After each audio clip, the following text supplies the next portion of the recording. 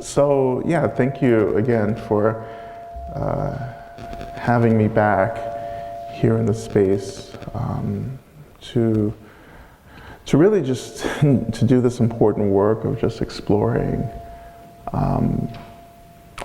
what in many ways is this sense of just deep hurt and brokenheartedness. Not just in terms of what's happened here in the Shambhala community,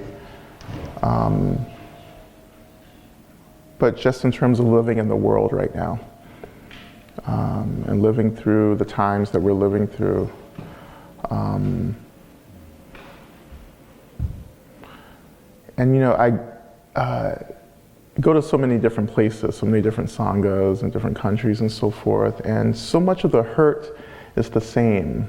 You know, it's the hurt of trying to figure out how to be in the world in a way that isn't so fearful and angry and hurt.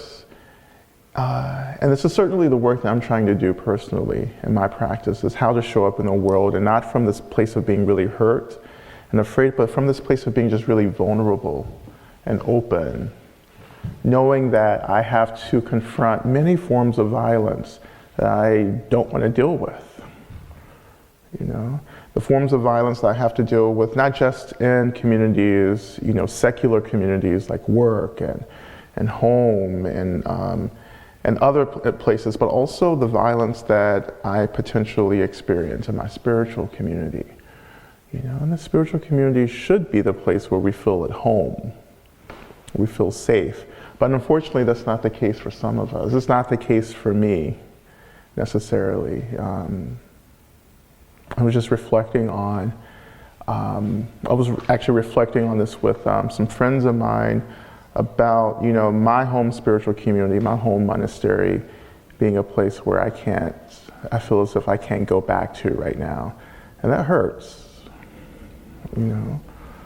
Having come from a community that also had a very similar experience, the Shambhala, you know, my root teacher having been in affairs with students, and how that kind of, the disclosure of that splitting the community, and the ways in which it polarized many of us, and we found ourselves on a side, you know.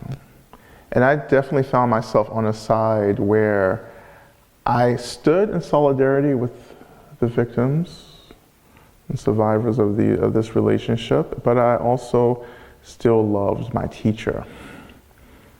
And that gets real complicated, you know, and people want you to pick a side, you know. Either this person is a saint and a god, or they're an asshole. You know? And I didn't like the choices. Not that there wasn't truth in both, because there is. It's quite obvious there is truth, but that's not the reality of how we experience relationships with people that we care about. People can be harmful. Absolutely. People can do and say things that are quite harmful, but then if we're in a relationship with them, we still want them to be happy. We still care about them. We can still see that they create harm. So what's the choice then? Where do you go?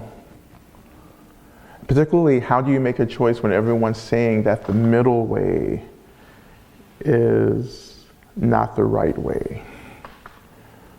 You know? Which is bizarre, because this is what we do in Buddhism, is the middle way. But the middle way is too easy. It's too complex. You know, extremism is quite easy. You know, we hit the extremes and we discover that we don't have to work so hard to be there. Like, I'm just right. You know, and everyone else is wrong. You know, so everyone over here with me, you're right. So this is the winning team. So we're gonna win. You know, wherever, I don't know what we're gonna win, but we're gonna win.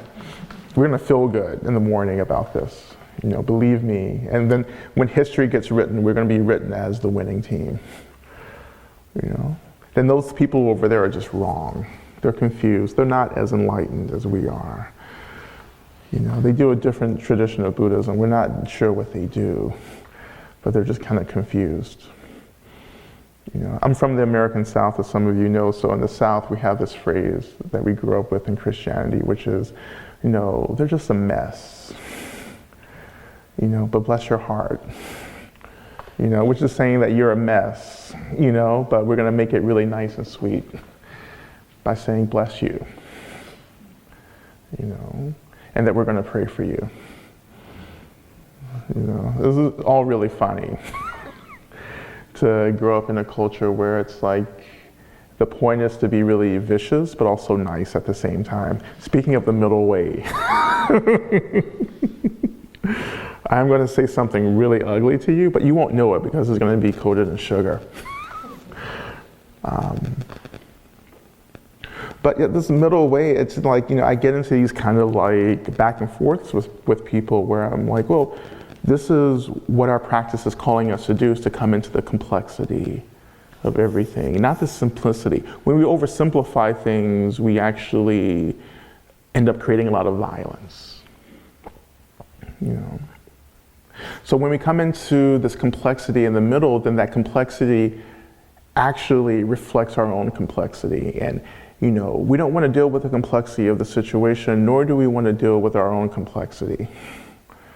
You know, because again, we just want to get somewhere and stay there and be really comfortable and grounded, and we don't want to work so hard because we're tired, or we think we're tired. You know, some of us are just lazy. You know, but we're so tired, we don't want to deal with the complexity. We don't want to take this and look at this from all these different angles. We don't want to empathize with anyone. We don't even want to empathize with ourselves sometimes, let alone someone who you know, we think has hurt us. You know? That empathy will lead into compassion if we practice it correctly, and that compassion, well, the risk of compassion is that we'll change. Some of us don't want to change because we're used to the people that we are, and to give up who we are means that we have to do something different. We don't know who this different person is going to be. We won't know how to relate to this different person.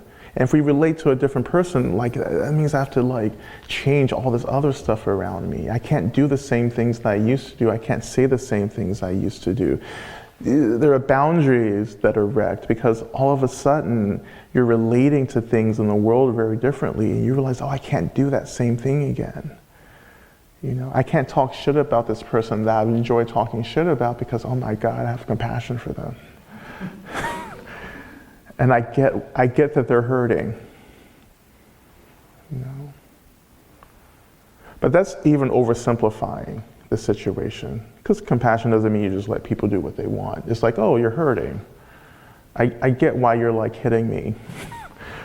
You know, I get that. You just keep hitting me. I will offer my body for you to take out your aggression on. That's not compassion. You know, so compassion says, sure, yeah, you're hurting. But compassion for the other person says that they're hurting. Compassion for myself in the moment says that, and I don't have to deal with your bullshit. You know, both can be practiced at the same time. I have compassion for you, I have compassion for myself, which should be, that's how compassion should be practiced, both self-compassion and compassion for the other. That brings us into the middle, into the complexity, because even in the situation, I am actually holding my needs along with the needs of the other person. So if I forget myself, if I lose myself or put my needs over to the side, then that begins to become an act of violence because I am not getting what I need, you know? And this is not what selflessness means anyway, which is a wrong view of that philosophy. Selflessness doesn't mean that like I just erase myself, you know? Selflessness means that I am actually taking into account what I need. At the same time, I am not centering. You know, I can decenter myself, but it doesn't mean I put myself over to the side in the corner out of view. It means that like I can actually open up the space for other people's needs to be there, and I still have sights on my needs.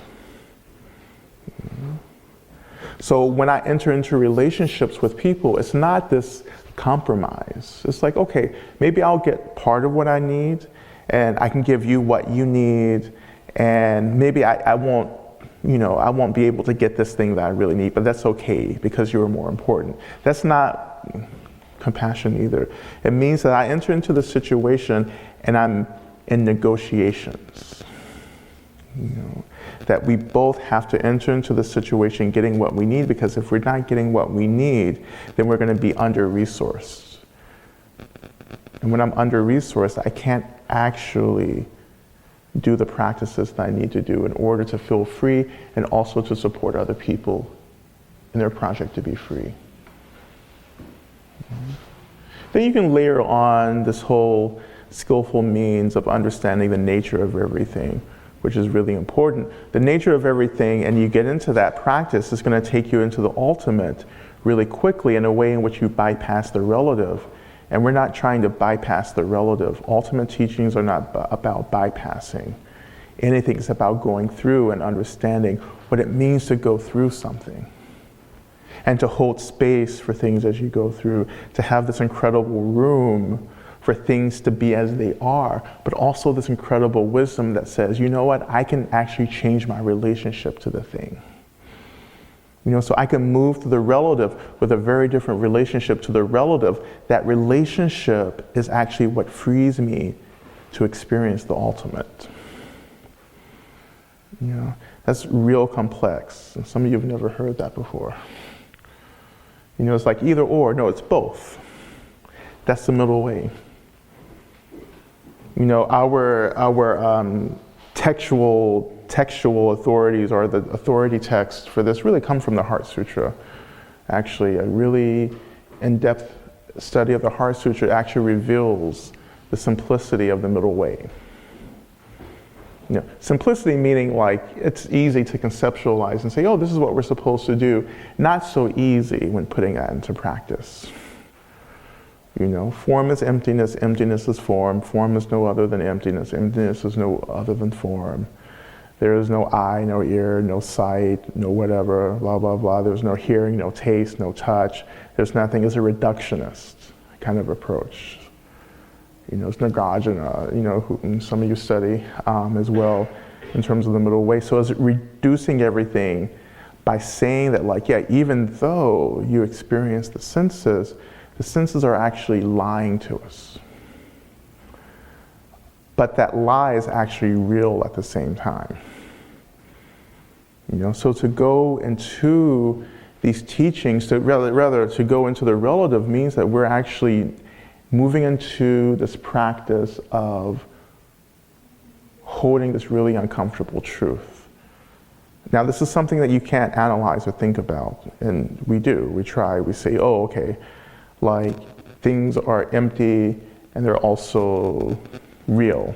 They're empty and real, and that's really hard. And so you shut down and don't do anything. Instead, the practice is to simply experience how that contradiction disrupts us in our thinking and in our practice. And to hold space for that disruption and to begin to move through the world being disrupted in that philosophy. The disruption will actually make you seem really messy and unorganized and out of control and hard to relate to. People are going to look at you and say, what's wrong with them? I thought they were like Buddhists. I thought Buddhists were supposed to be really calm and grounded, but this person seems really confused. Because, we have this thing called samsara. Samsara is an expression of the relative. Samsara is ignorance. Samsara means cycle. But really, and when we talk about Western psychology, samsara actually means making the same choice over and over again, and getting hurt with every choice that we make. Until we make a different choice, and we make a different choice because of Dharma. Dharma is actually the intervention. It's the strategy that disrupts this monotonous, programmed, habitual way of making choices over and over again, with no consideration of how to benefit ourselves or others, or with no consideration of plugging into the nature of things as they are, the truth. So when you start to divest from samsara, in the very same way, on a relative level, we begin to divest and undo systems of social oppression, the system will retaliate against you. So samsara will retaliate when you start disrupting it. And one of the first line of retaliations is like, oh, what are you doing? That's not what we do. Like, why can't you just accept everything and just settle down and just go along with everything? It's a very mild retaliation. Then it goes from there up. That's the ground level.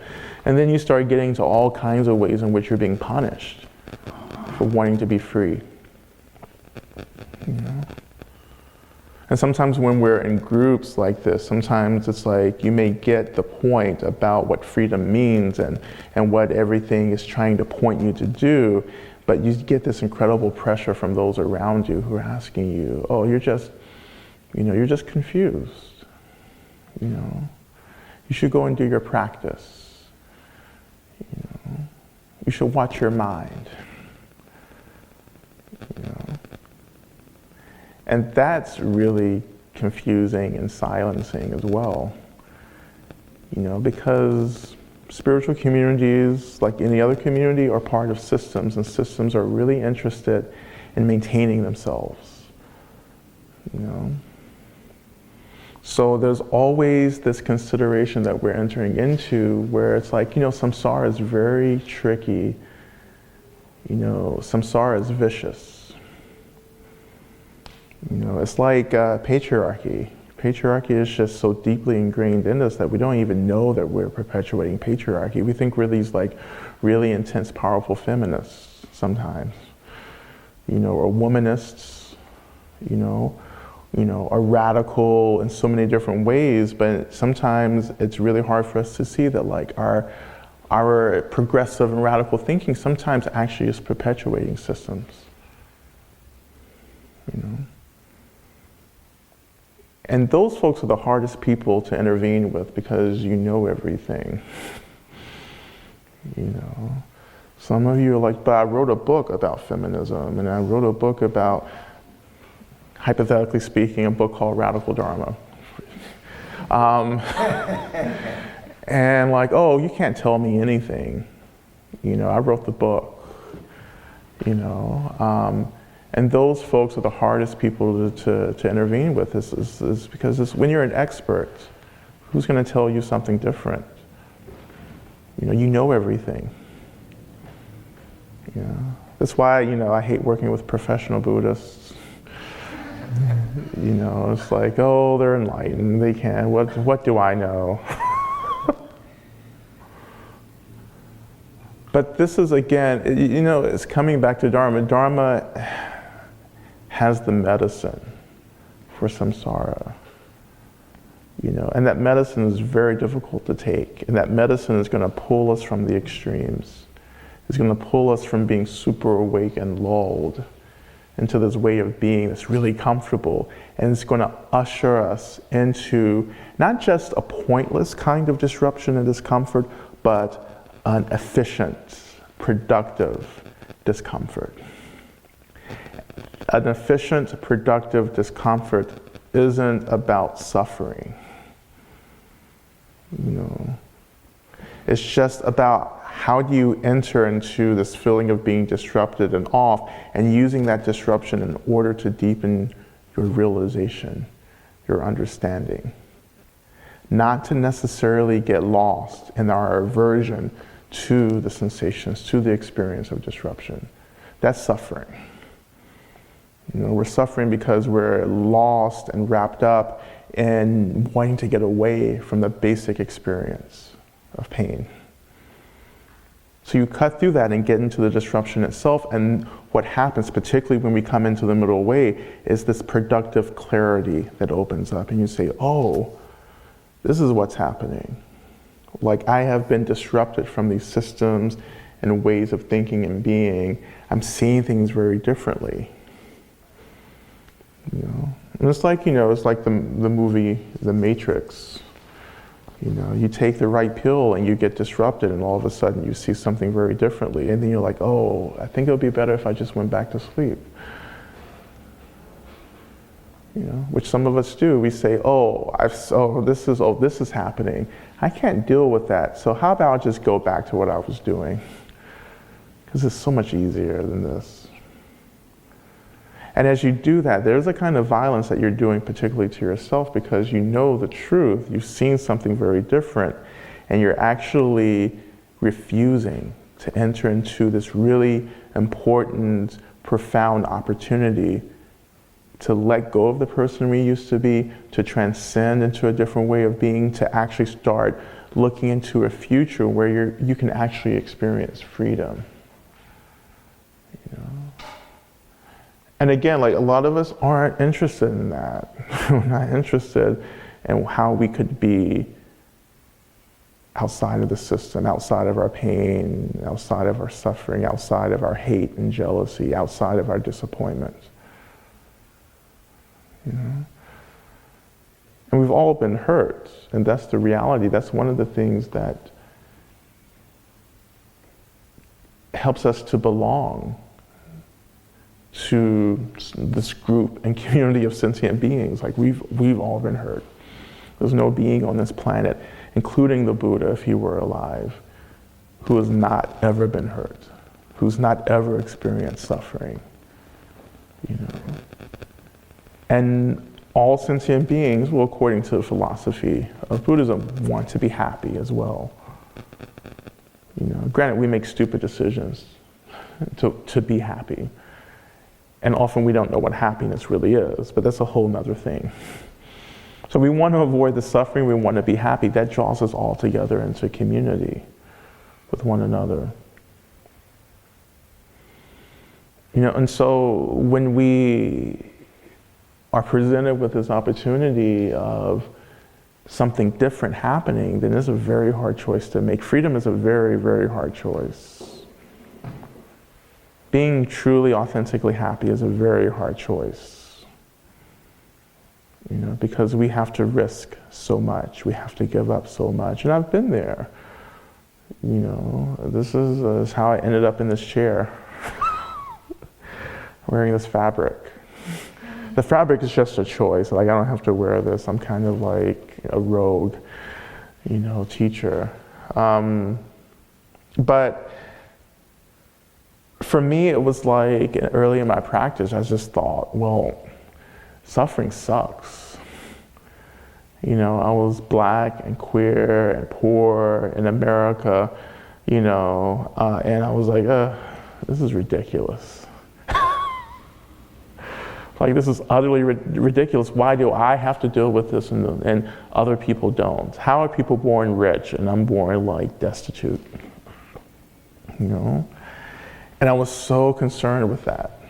It was a part of my suffering, the suffering of always comparing myself to other people, on top of the suffering of just having to deal with social oppression and interpersonal oppression and mental health and mental illness and this and that. And so I was really interested in something different. I was very fortunate to not be really interested in suffering more. So when I came into practicing Dharma and Buddhism, I was like, thank God, or some God. Thanks Hara, I was like thanking someone. I was very grateful. I was very grateful for this teaching, particularly the Four Noble Truths, where the first teaching was, yeah, there's suffering. You're not special, nor did you get anything wrong. This is just like basic. And I found that to be so liberating. That was my first taste of liberation, when the first text that I was reading and the first teachings that I was getting was that, like, oh yeah, you're suffering and that's normal. Of course you feel like shit. I was like, awesome.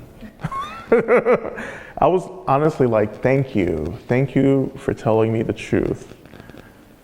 Like, because I knew that to be the truth for myself, that that what I was experiencing wasn't just a punishment, that there wasn't some God somewhere in heaven, in the sky, that was punishing me. That was singling me out because I was making wrong choices. I was making a lot of bad choices, and it's called being in your 20s and having fun, But there were other choices that I was making that was actually a part of trying to get free, that I felt very shameful about, and very guilty. So coming into Dharma, getting these teachings, I was like, oh, this is a path that I can actually begin to transform this basic material that I'm experiencing, this basic aversion, this basic discomfort, and that I actually have this thing called Buddha nature, or like this basic goodness, and that I can actually develop a relationship with that basic goodness, and I can have a different reality. I can have a different way of being in the world that isn't so full of discomfort. Then there's this path, there's all this, and I call the path and the teachings around the Four Noble Truths, particularly the fourth noble truth of the Eightfold Noble Path, medicine. This is like the medicine. The Buddha, the teacher, is like the doctor. The Dharma is the medicine, and the Sangha, our community, it's like our rehabilitation center. We're all with the rest of the sick patients.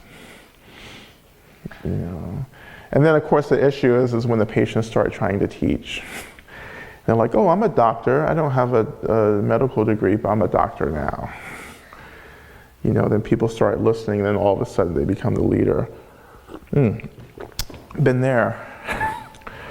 I mean, I do actually have credentials, so I'm not talking about me.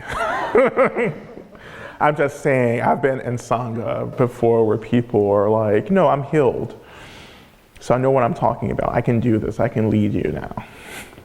And like, oh, okay.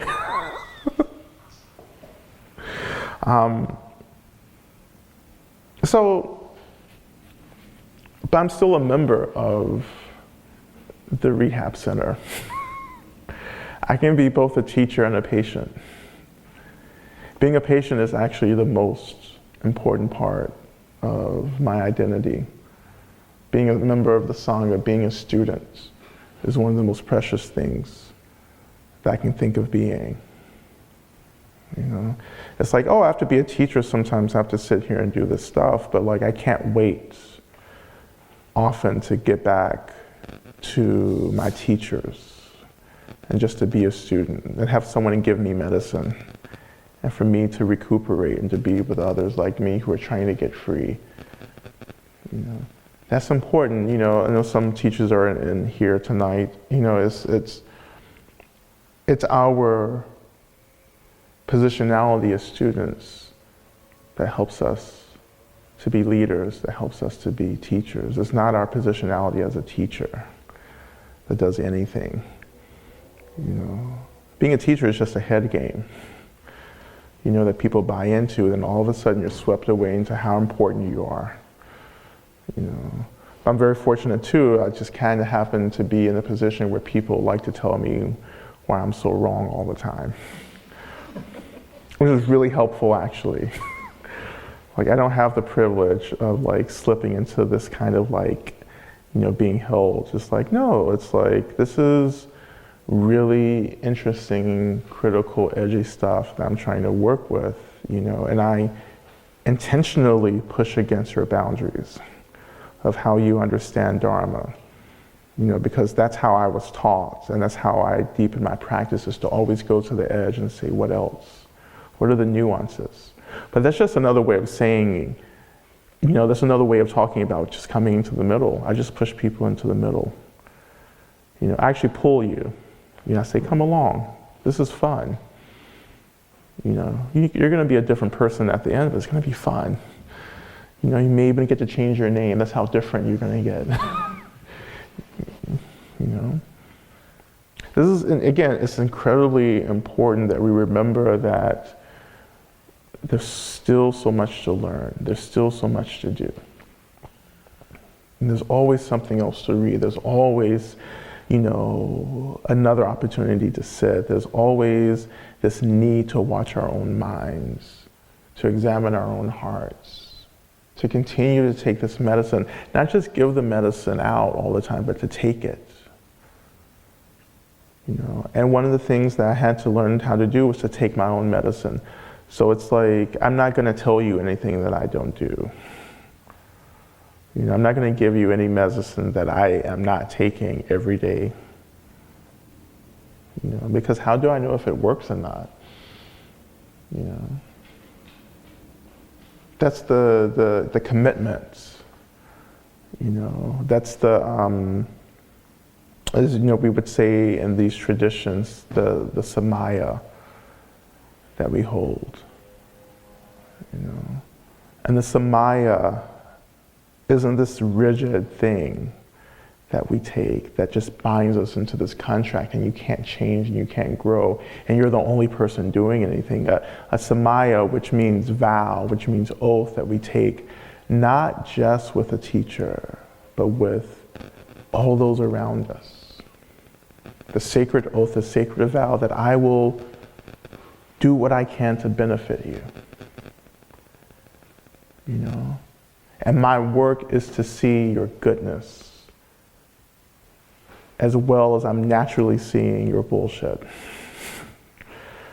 So it's this intentional way in which we're redirecting how we're centering things about other people. We're saying, you have goodness here. There's goodness happening, you know? And the ways in which I find myself gravitating towards your faults, you know, is really saying so much about the things that I need to work on in my practice and healing myself. You know, when I begin to see the goodness in myself, I begin to see the goodness in other people. You know, that's the expression of pure view or the one taste philosophy. It's really about how do I see myself and how am I seeing myself reflected in the world. You know, one of the things I had to realize through the help of my root teacher, my first teacher, was that I'm not really in a relationship with people. You know, I think they're like, I think you're here, right? I think you're sitting here. Ultimately, you're not, but we're not going to get involved with that right now. So I think you're sitting here, and I think I'm sitting here, but I actually am not interacting with you. You're just a reflection of my karma and my mind that I'm just responding to. Like, I don't know who you are, but I know who I think you are. And that's what I'm going with. You know, and to break into that, we have to say, you know what, I actually don't know who you are. I don't know what your wants and desires are beyond the basic wants and desires of suffering and being happy. You know, but who are you really? And that's a question that begins to decenter my perspective, my ego, and I say, oh, this is who I think you are, but it's not who you are. I wonder who you are. And that question of wondering, of I wonder, is actually one of the most powerful questions we offer, because it offers the space for you to be yourself, to have your own wants and needs. And it also helps me to decenter what I want and need, and it helps me to cut through, to negotiate all the ways in which I am projecting all of my unmet needs onto you. Yeah. The Samaya vow and oath is that is what's happening. You know, I'm not taking, when I take Samaya with teachers, my relationship to that vow isn't like, oh, you're perfect, and so this is how I'm going to start relating to you. Perfection is this poison that has no room in the heart if you want to be free. You know? So I have to let go of this idea of making everyone perfect and to enter into a reality that says this is a working relationship with someone who's making a special effort to get me unstuck. You know? And then my end of this vow is to respect that and to also practice agency, because it is my agency, my self-agency in the relationship that's going to help me get unstuck. The teacher isn't just going to pull me out. You know, that's what I grew up with in church, you know, and being a Christian. It's like, oh, it's like God is going to come and pull me out of this so I don't have to do anything. No, I need my agency in the Samaya to actually do something. I have to make my own choices. You know, I have to set my own boundaries. I have to say no sometimes.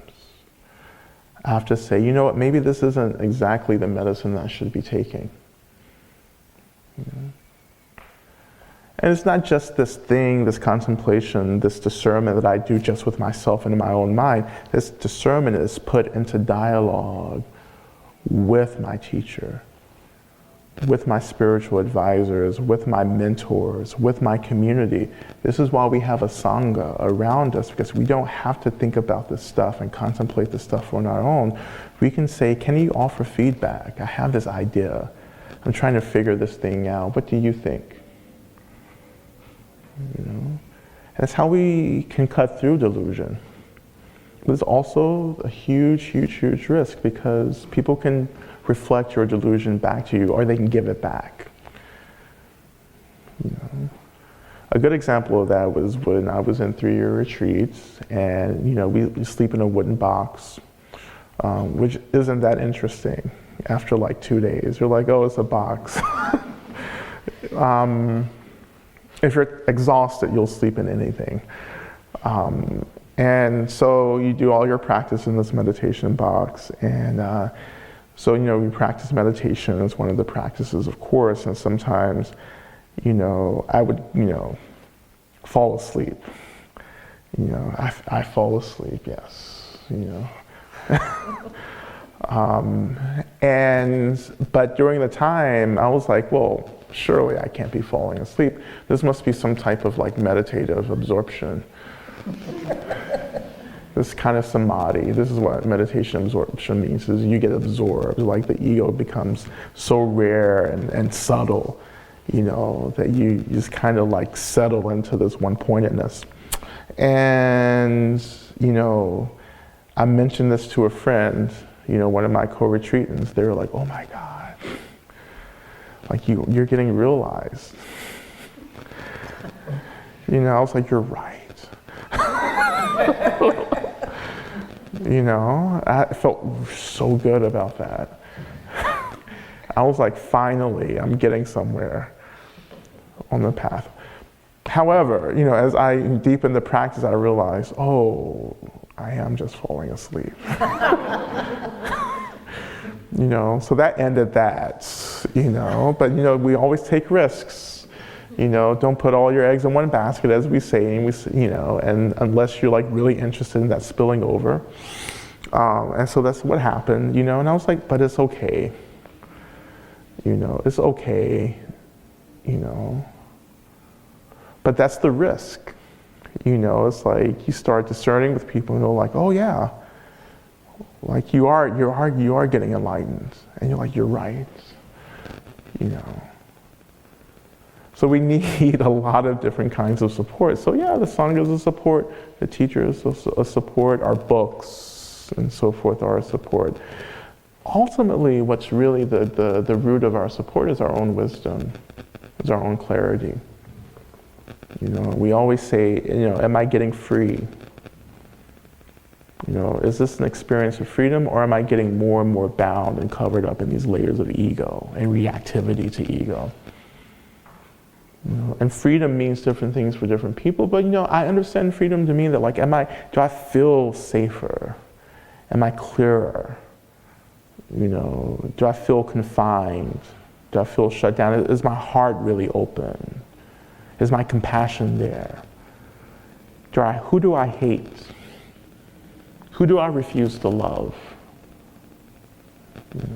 You know? This is a checklist that I kind of go through all the time to kind of like test these things that I'm experiencing. Is my heart open? Am I taking care of myself? Am I practicing self-care? You know, do I have boundaries? Am I reinforcing those boundaries? Do I have agency? Can I make a choice? Can I express myself? You know, so I just keep going through this stuff all the time, and it changes. Like the things that I use to understand freedom changes as I move in and out of different spaces, different communities, relationships, and so forth.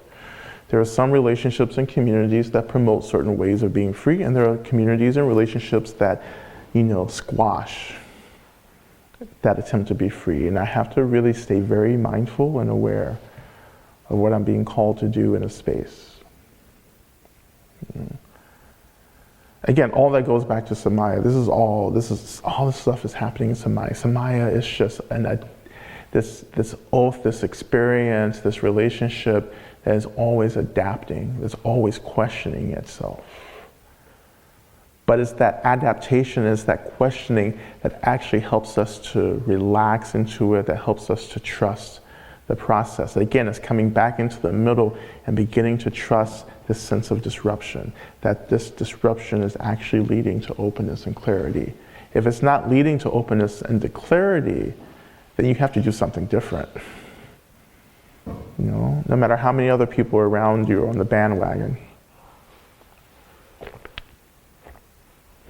And you say, well, this isn't right for me, this doesn't feel freeing. That's your expression of agency. It's so incredibly important, especially right now, living in the world where we are experiencing this.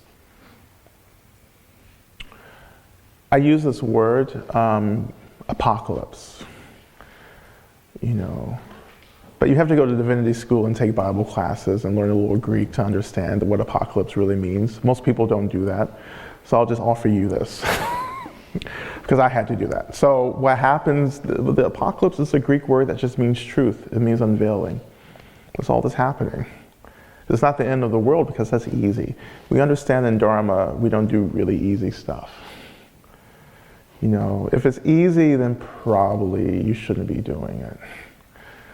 If it's really hard, you're like, oh, this is dharmic.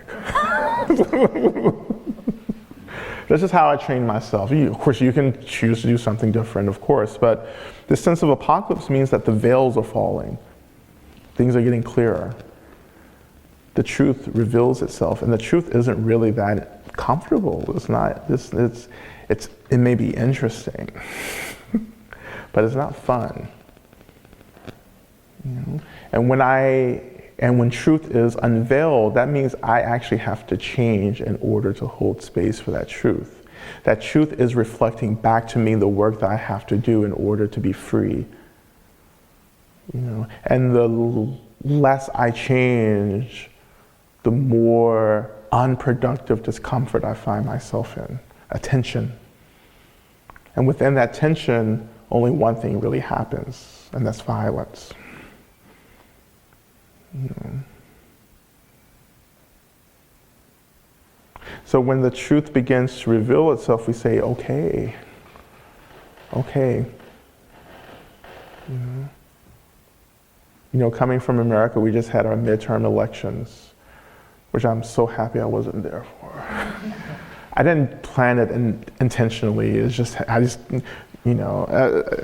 with other Americans yesterday who, you know, are visiting, and we're like, yeah, we didn't really think about this.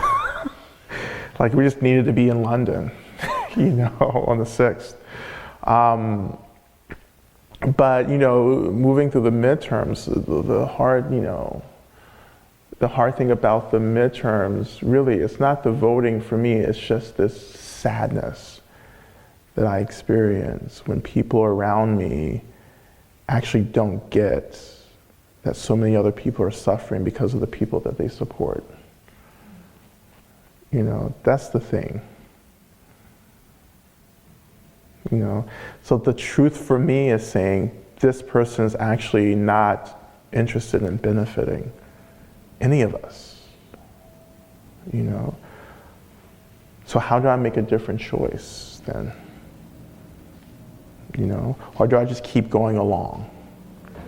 and not challenging myself or other people around me, because that just intensifies the suffering that so many other people around us are experiencing.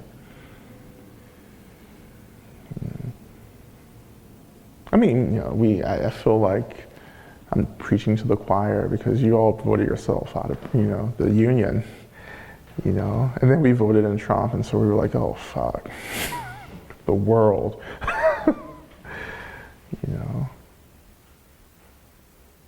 It's just the heartbreak.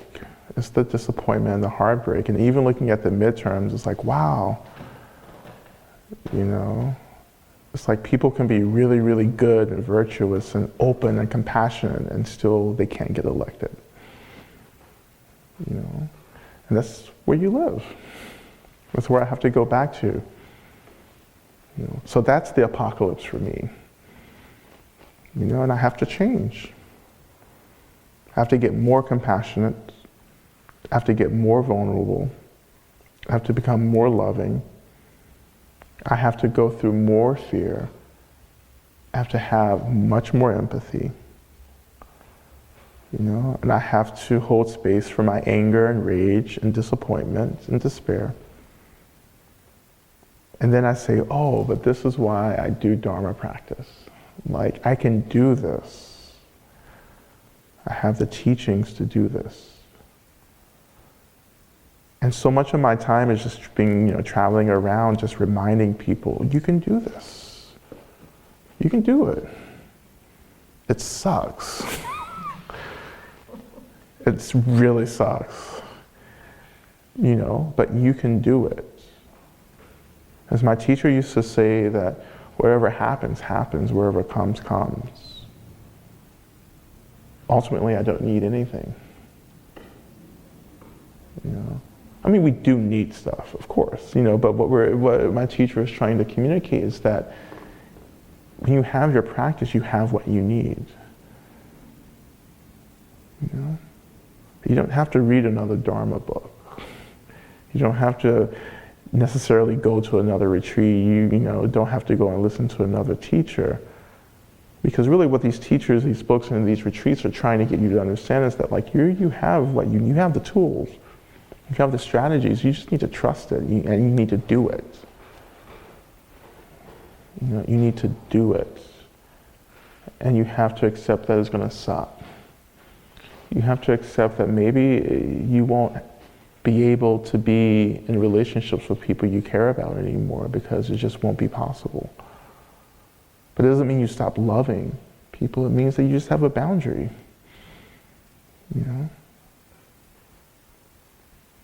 So I've come here to sit with everyone, to be in community with everyone right now. Particularly thinking about, some of the struggles that the Shambhala community has gone through recently. And I was just at New York Shambhala on Saturday nights, and they'll be closing in a couple of weeks. And that's really sad. And to go and people just wanting me to show up and just to give it to them. I mean, people in the community, not like people outside. They were like, please come here and just give it to us. I was like, no. I mean, I was definitely coming to do that. Then I got there and I was like, oh, people are just hurt. And I'm not angry at anyone. I'm not angry at anyone. I'm not pissed off. I'm disappointed. I think about our spiritual leaders. Again, I've been in this position, so this isn't something theoretical. I actually, again, what I'm offering you is my lived experience of having my root teacher, do this to my community, But I'm not angry at anyone. I'm just disappointed. And I can continue to love at the same time being disappointed. And that also doesn't mean that I can't be critical. It doesn't mean that you can't set boundaries up.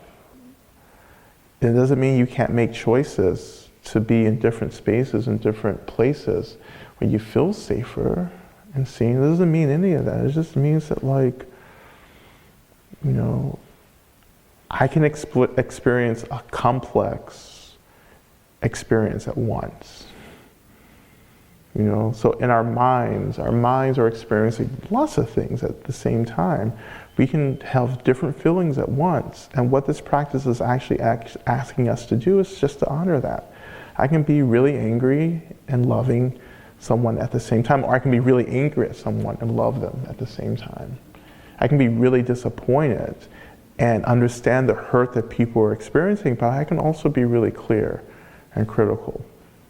And that criticism doesn't come from like wanting people to suffer. I want people to be free, you know. And this is just, you know, my opinions. But my opinions are definitely coming from years of practice, like many of your opinions. Like, I'm not the senior practitioner in this space, you know.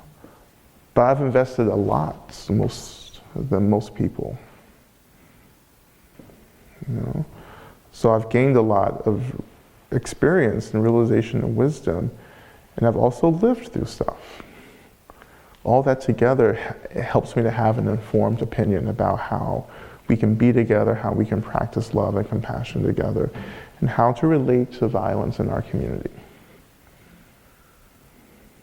You know?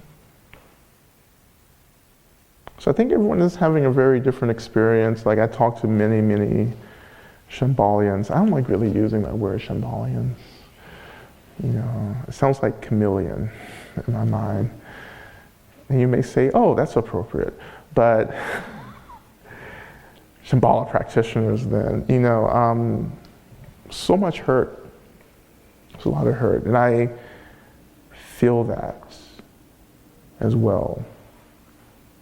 You know, I feel the confusion, I feel the hurt. I'm also someone who, you know, when I have an experience and it's really strong and I look at someone else having a different experience, I'm like, how can you possibly be okay right now? Like, what's wrong with you? Again, I'm right. And I'm forcing my experience on you and criticizing you and judging you for not having the experiences that I'm experiencing, you know? And that gets confusing. You know, don't you care? Like, why isn't this bothering you? You don't care.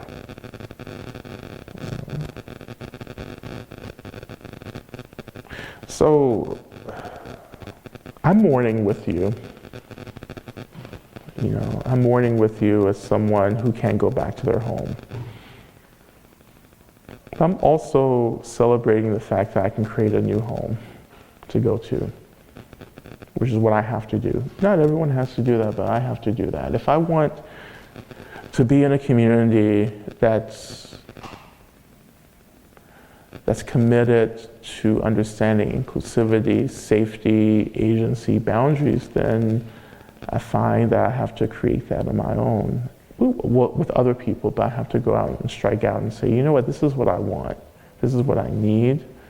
This is the line, you know. And who are other people around me who can help me maintain this basic commitment to have people safe and free and happy. And this is part of what it means to live in the apocalypse. You know, if you're a yoga practitioner, a Hindu practitioner too, it's Kali Yuga as well. But Kali Yuga has been going on for a while. But I also think that the apocalypse has as well. But it's just great, intense unveiling. How do I relate to that unveiling? But I think the root practice above anything, I think, is just honoring where we're at in the moment and allowing ourselves to experience what we're experiencing, including anger, especially anger.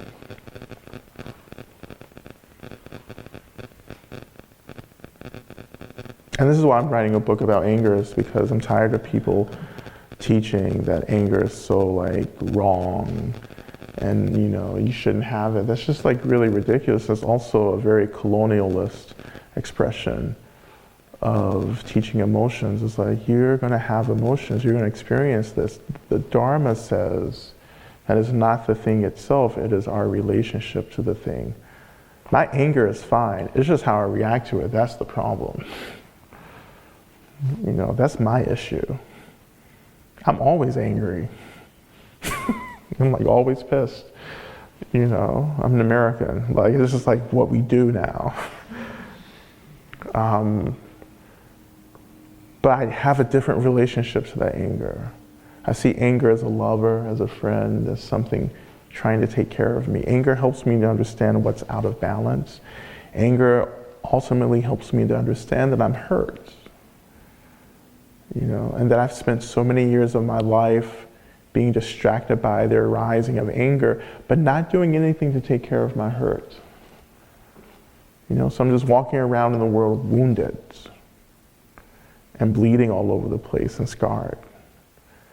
And now finally, because of Dharma, because getting to this point in my practice, I can actually say, you know what, I am experiencing anger. I'm pissed, I'm enraged, but I'm also hurt. And right now my work is to take care of that.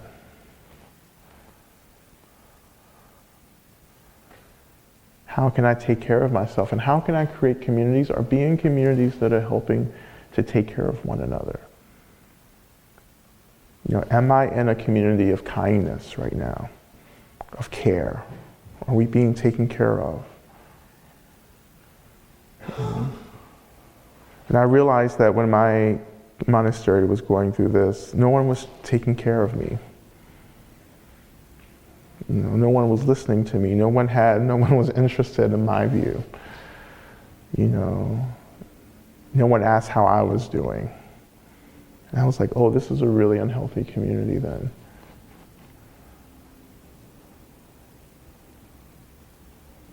Of course, I just asked myself what I needed. And I let what I needed guide me into the choices that I needed to make. That was it. You know, I became very selfish.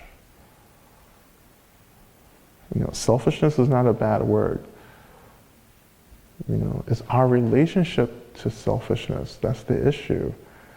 Do I use selfishness to self-isolate, to self-indulge, or do I use it to actually heal, to focus on the things I need to focus on in order to come back into the world to benefit people? You know? Like, you can't heal something that you can't even pay attention to. You know, you want to, like, you know, people are so interested in healing the ego and woundedness, and it's like you can't even talk about the ego. You can't even pay attention to it because you're supposed to be egoless. You know? If you want to get free, if you want to get healed, you should start paying attention to yourself. You should start asking yourself what you need. You should start centering yourself in a way that can eventually lead to decentering. You bring yourself into focus, you see what needs to happen, you start doing it, then you have the space over time to decenter that ego a little more, that sense of self. You know, but you don't lose it. When we lose the ego, that's when shit really happens. Mm-hmm.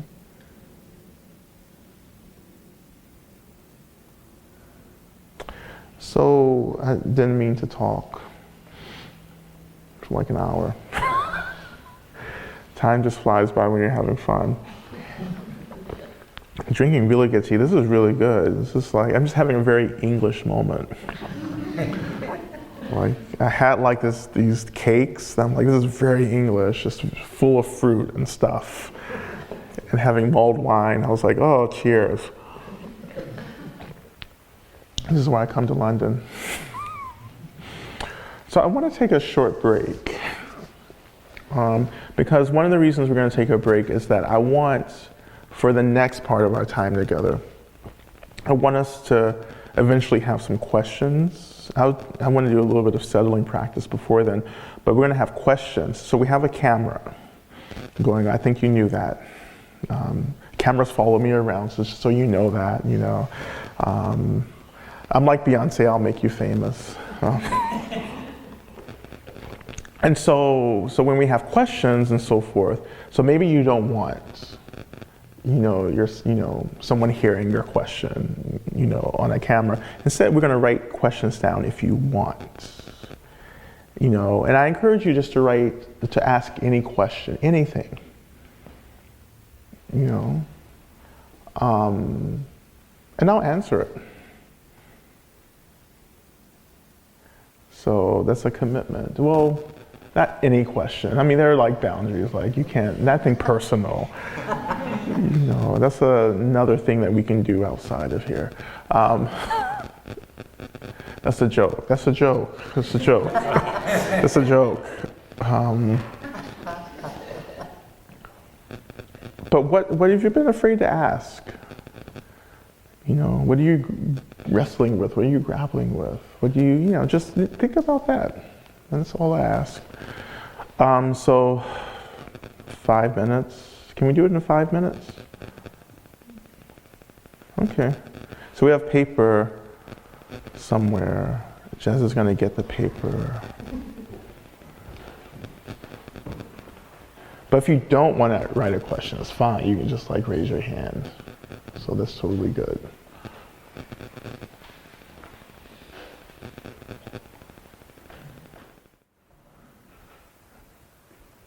Yes, let's start with this one. I said I would answer any question, so this is appropriate.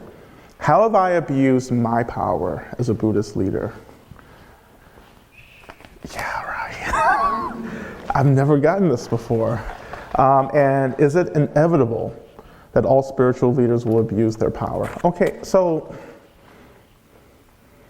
I'll start briefly with the second question and say, if you're human, you're going to abuse your power. To the extent of that abuse will determine, the boundaries and your awareness of power. Power is always happening. Power is always going on. We're going to always have power. What I'm more interested in is authority. So what is authority? How do we give people authority? How do we invest authority in people? And authority means that I actually give up power so that you can have something to use on my behalf. You can talk about ethical leadership or ethical authority, then the authority that I give to you should be something that you're using, the power that you gain from my giving up of power should be used to benefit everyone. Theoretically, this is how politics should work. But not always, rarely maybe. So, going back to me, how have I abused my power as a leader? Initially it was actually not having a clear understanding of what boundaries were. I understood sexual misconduct. That's always, I've been in sexual, sexual assault advocacy since I was my late teens and 20s. I've been trained as an advocate. Working with victims and survivors.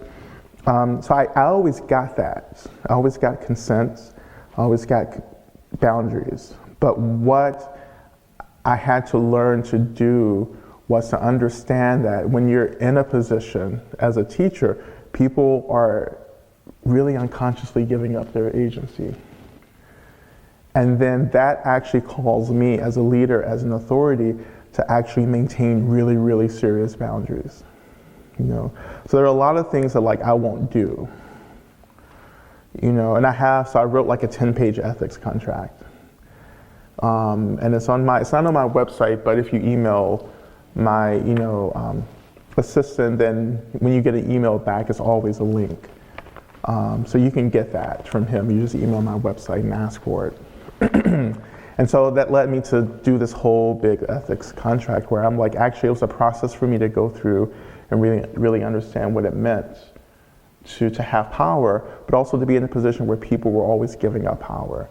And how I had to really actually take responsibility for that and to always be on top of boundaries,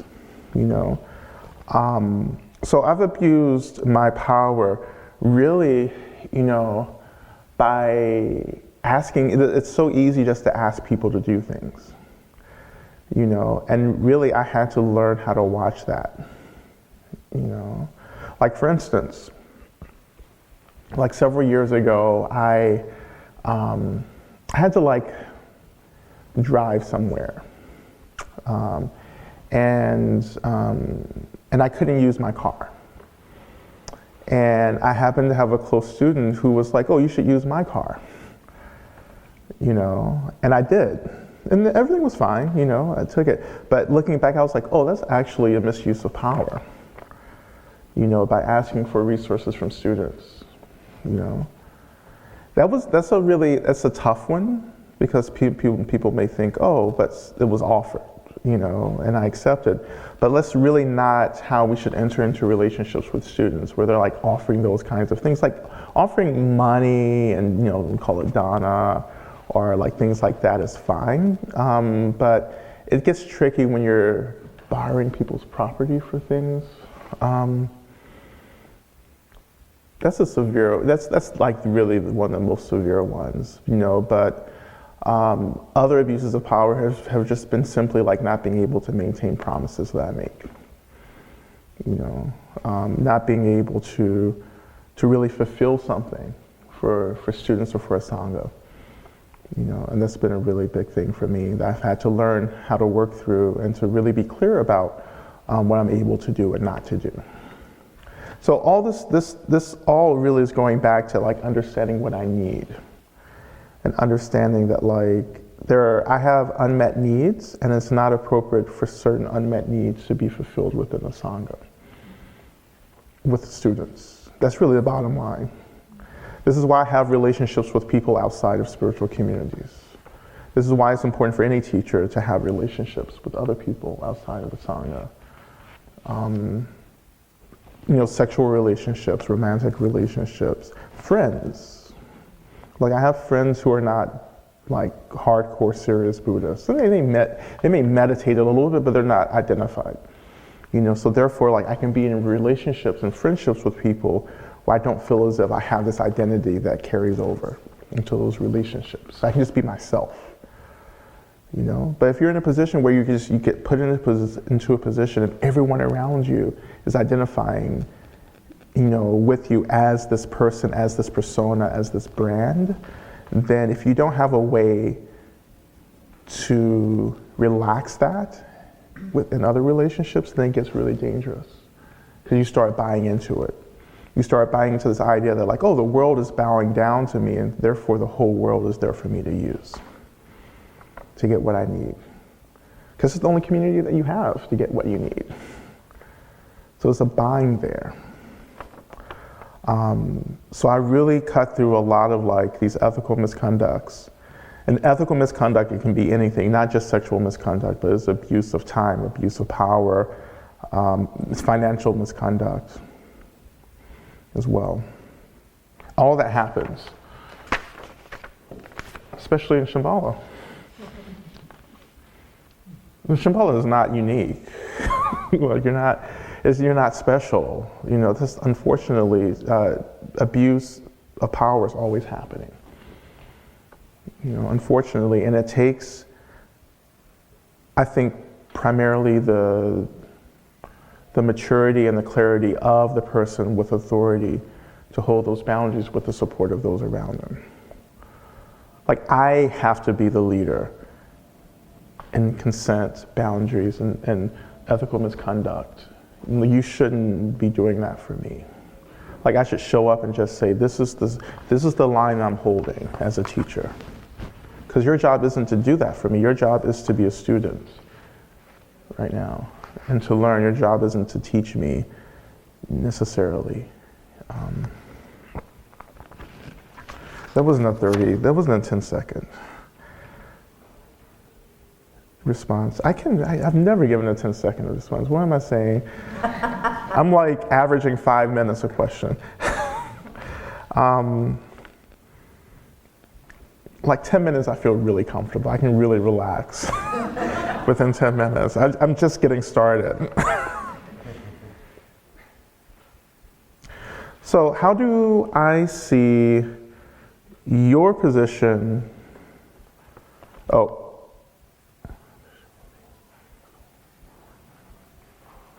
Okay, so how do I see one's position if they have taken Samaya with the Sakyong? Okay, so is it broken?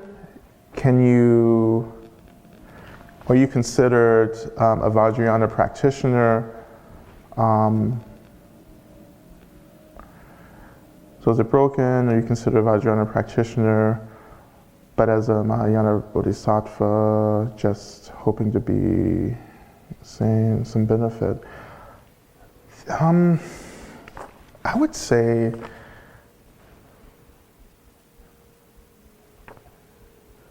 I think we have to disrupt this relationship between Samaya and the Vajrayana path. The Vajrayana path, Vajrayana, Tantra, and Tibetan Buddhism within that, this is very artificial.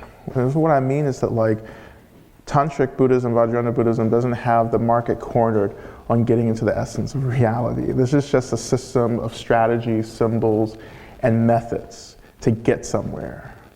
Like, the problem is you take it seriously, and then that gets in the way. When you get to the threshold of enlightenment, the work at the threshold of enlightenment is actually to get rid of everything. It's to actually stop believing in everything. But it's really hard when you haven't cultivated that kind of openness with the practice. So you get to that threshold, it's like, I can't let go of this because this is real. So when we talk about the Samaya is important, but it doesn't make you a Vajrayana student. That's something that Tibetan Buddhism started doing in this tradition. You in Indian subcultures within early Tantric communities, you may have had a teacher, but that Samaya was like, this is something that's really personal. It's like, I'm going to be with you because you're going to teach me something. You're going to show me how to do something. It was a working relationship.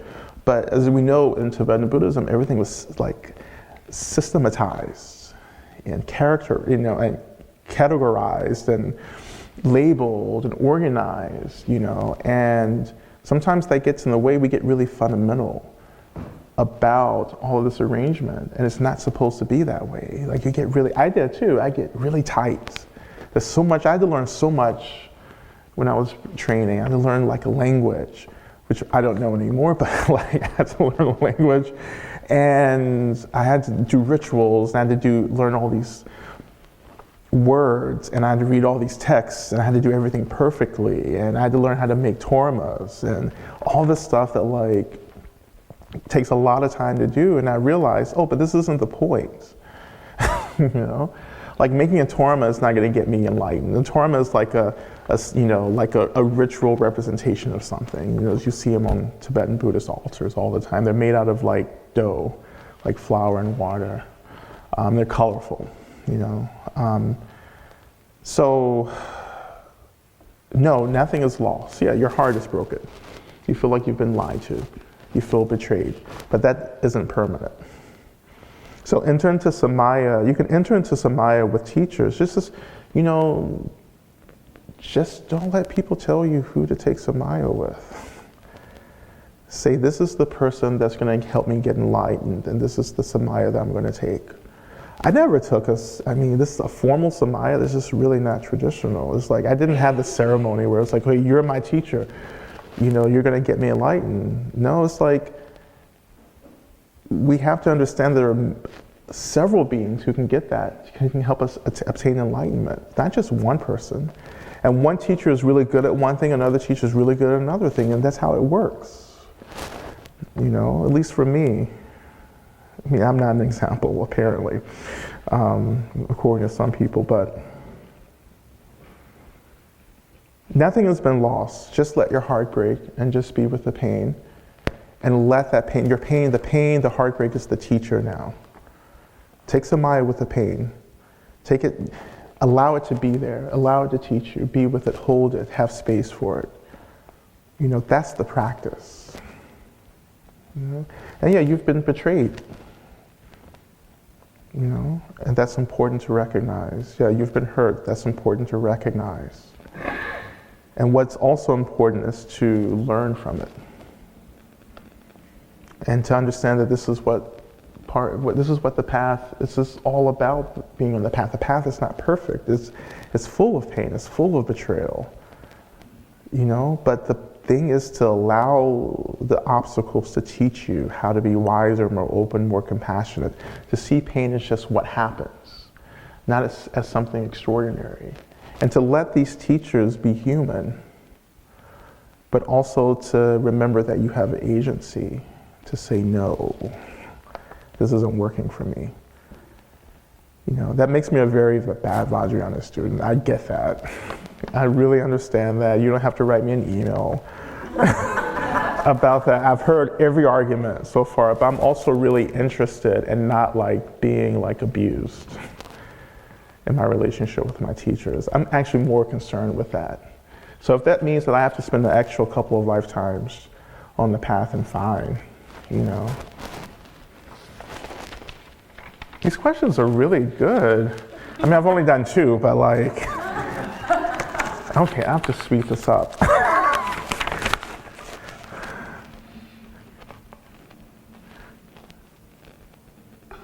Okay.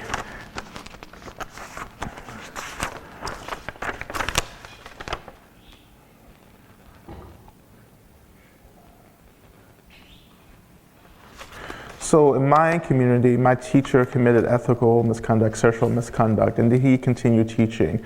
No, he actually retired. He was asked to step down, but he was just stepping down anyway, so it was very convenient. My Sangha responded by, if you read Buddha Dharma, I think it was, I don't know, not the fall issue, maybe the summer issue, where my teacher, Lama Rod Owens, back in the States, she wrote an article about what happened with our monastery, and she was very explicit about everything. That's a really good article to read. And so we had a disclosure with the leaders of the Sangha, and then we expanded it out to the rest of the Sangha. We hired someone to come in to facilitate. You know, we weren't like, it was just a monastery, like it was one monastery. It wasn't like a whole network of centers, but it was a little easier. But we still split. You know, split down the center. I didn't feel as if the process was healing or healthy or helpful, personally. So I don't feel as if we actually made any important gains. Everyone maintained their position. So all the board, our board of trustees and directors, all the administrators, nothing happened, even though they were responsible for keeping the abuse secret. And therefore, I don't go back. I still, again, experience him as my teacher.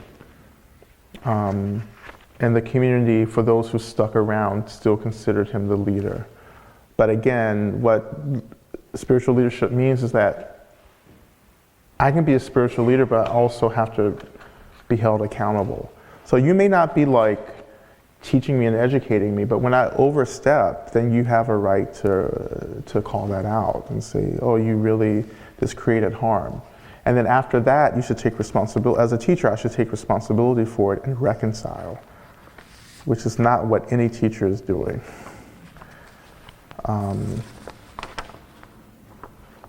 Not the Sakyong, my teacher didn't do that, Nora Levine isn't doing that. Is there any other names? Just, you know, it's on camera, I think it's important. I'm just not interested in like beating around the bush anymore with people about this stuff. Like, it's just like, it's ridiculous.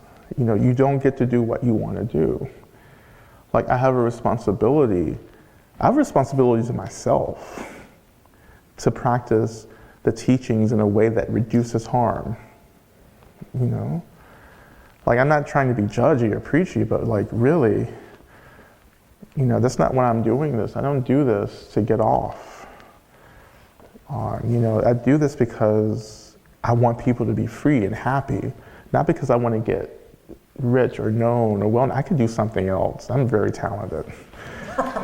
You know, I went to Harvard, like, granted, it was for Buddhism, but it doesn't matter. I don't have to tell you I studied Buddhism at Harvard. I can just say I went to Harvard. Can I talk about authenticity and connecting with the fear of being vulnerable with that shit? Who's been talking to my teacher? You know, because this is exactly what we're working on, you know? So it's like really interesting because like so much of my practice is actually trying to move through the fear. I have a fear of vulnerability, you know, which some people may call codependence. It's the aversion, it's the aversion expression of codependency, not the attached side of codependency for you psychotherapists in the space. But yeah, there's no authenticity if you're being held back by the fear. You know, there's definitely no authenticity if there's no vulnerability. You know, vulnerability happens in different stages and in different, you know, kind of capacities. And first and foremost, we have vulnerability with ourselves. Like, we're able to tell ourselves the truth and to be open. And then outwardly, we pick relationships and situations where we're able to open up more and more, but we're practicing cautiousness to do that. So I just don't go out into the world and just say everything that I want to say and just be really wide open, no, because that's not safe. You know, but I learned how to practice wisdom and to say there are spaces and there are people who can hold different levels of vulnerability. Because if I just open up to someone who can't hold the vulnerability, then I get hurt. And then it may be really hard for me to work with in my practice.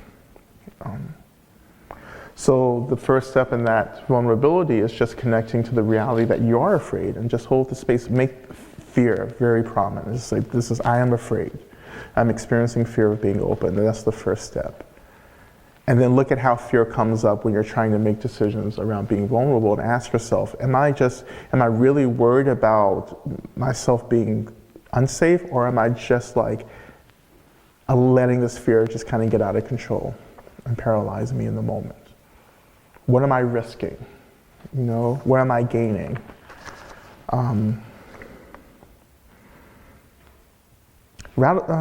You know, maybe like Radical Presence and Radical Dharma in the book could be useful as well if you have not read that. And this is why I wrote that chapter, was to talk about authenticity and vulnerability. But, you know, I might have to write another one, you know, because I think it's something that I've grown with over the years.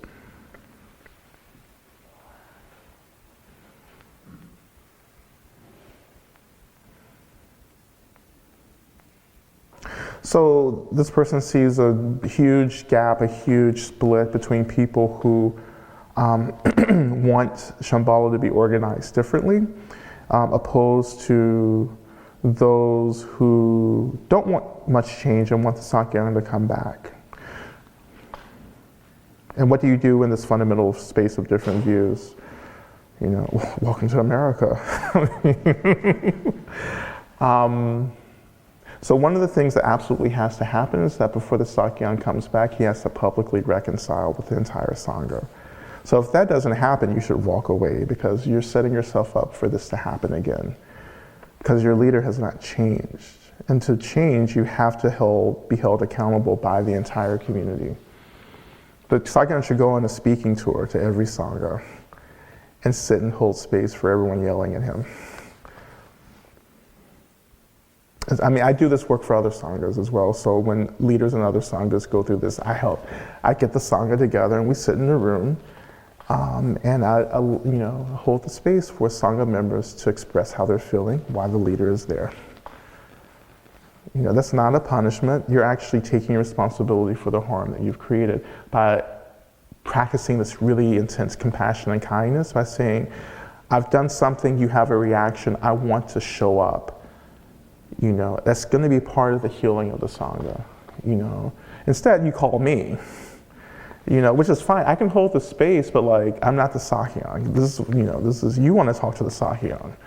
I don't even know the Sakyan, you know, personally. If I did, I would definitely be calling him up and just be like, what's going on? What's happened? What you doing? Real reconciliation. Not like, oh, I'm sorry that you misunderstood my stuff or whatever. You know, but it's saying that, no, I've hurt people, I have caused great harm. And I'm looking at my experience, I see why I did that, and I'm asking for help to transform. But I have to do the work, I know eventually, to do my own transformation. You know? And these are the boundaries that we're putting into place now. So the possibility of this kind of abuse happening again is reduced, but it will happen again in Shambhala because you're not doing what you should be doing. You know, unfortunately,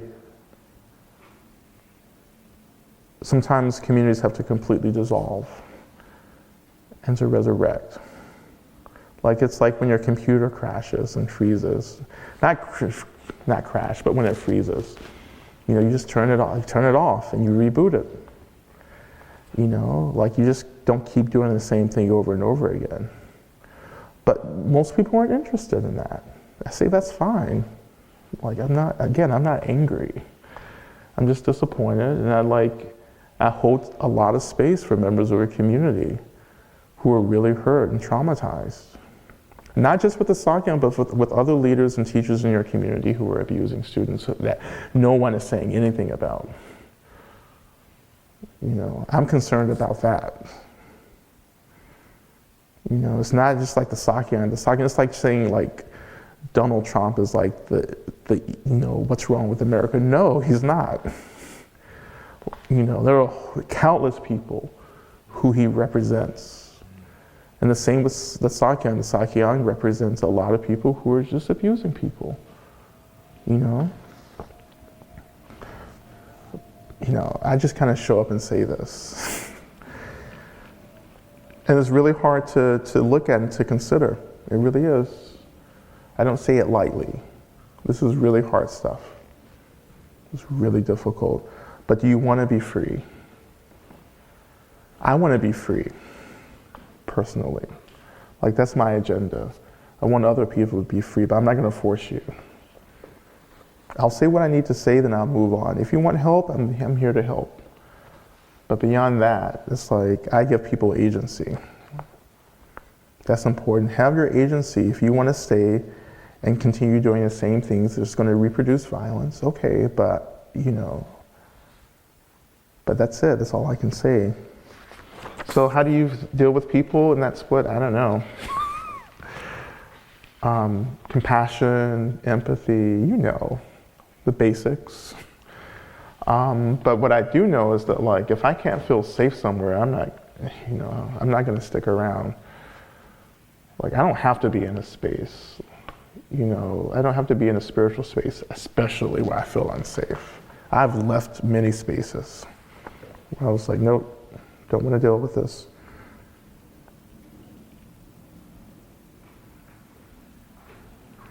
Yeah, do I have suggestions for how Shambhala can do this work?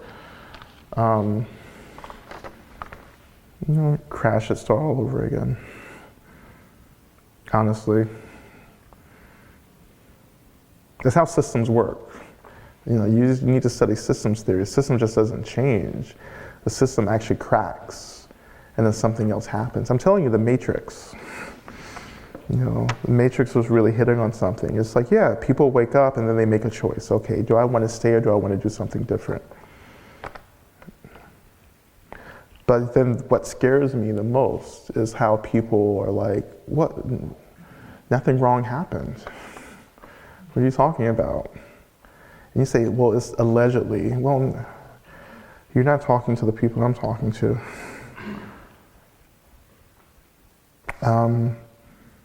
So how do we keep a middle ground relationship with a teacher who has committed sexual, emotional, psychological abuse? It's not compatible. For this person, it's not compatible with compassion and kindness. Well, first and foremost, that compassion and kindness is for yourself, not extended outward to the person who abused you. If you're having a hard time extending that compassion and kindness for that other person, it's a sign that you need to do more work in holding yourself and taking care of yourself. You know, like we get hurt, we find ourselves in these situations, and it's like we kind of jump to like trying to do something to forgive the other person. It's like, really, I don't really believe that's what we should be doing. I think we should take a survey of how we've been hurt and really work with our basic situations of being hurt. I'm not saying that like that's going to lead to forgiving the other person, but I'm saying that's going to lead to your sustainability and health. If you can forgive the person, fine. Like, that's not really like my bottom line. Like, I don't move through the world like wanting to forgive everyone. But I do move through the world trying to figure out how to not suffer. And I'm much more likely to forgive people when am experiencing a kind of stability in my own practice and healing for myself. And sometimes the perpetrator is a part of that healing for me, but in many situations, they're not. You know, it's very rare that a perpetrator or an offender comes and says, you know what, I get the harm that I've done. I'm really sorry. What can I do? How can I enter into a restorative justice situation with you? That's very rare.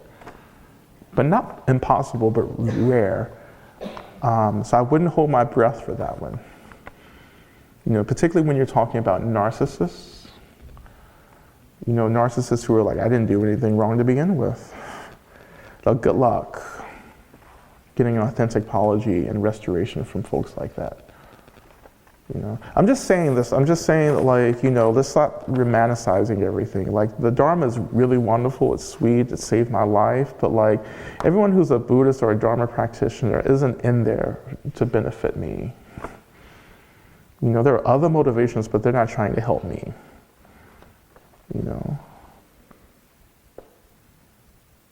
So if we were to have compassion for the teacher, and at the same time take their pictures down because they scare us, trigger us, or are we breaking Samaya? No.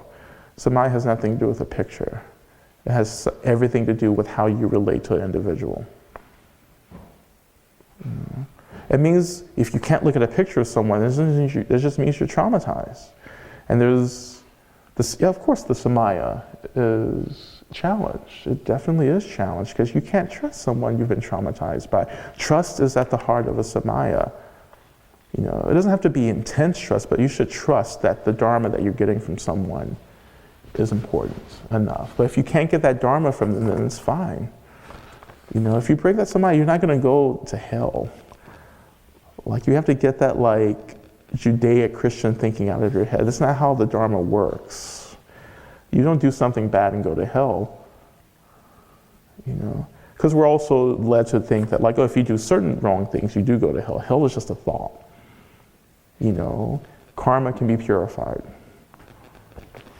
You know, don't get so fundamental about this stuff, about Dharma. It's not, we have to decolonize even our relationship to Dharma. We bring our upbringings into Dharma and say, oh, there's a God there punishing me. No, you have agency. You know, this is what the Buddha taught. You have agency. You're making choices. You don't know what kind of choices you're making. This is why we're meditating.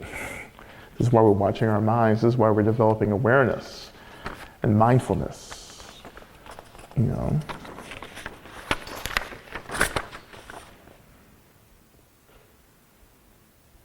I am happy. Thank you.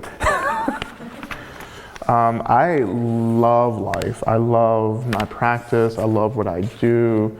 I feel like very balanced. I also have a lot of work to do. Like, personally, I'm still on the path. I still work with teachers. I still have shit that, like, I don't want to deal with, you know, but I'm like happy. This is why I'm in the world, is how I'm able to do this, because I have this fundamental sense of connectedness to myself and to those around me. And it's possible. This is what I've worked for. Yes, I am happy.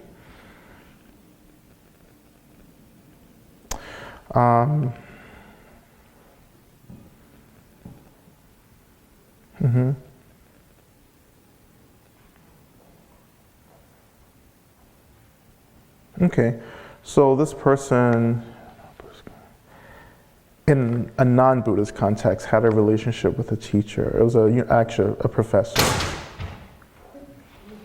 Are you okay? It was the wrathful beings. They're like, you said too much. So this person had a relationship with a teacher, a professor. And this person feels that wasn't 100% consensual.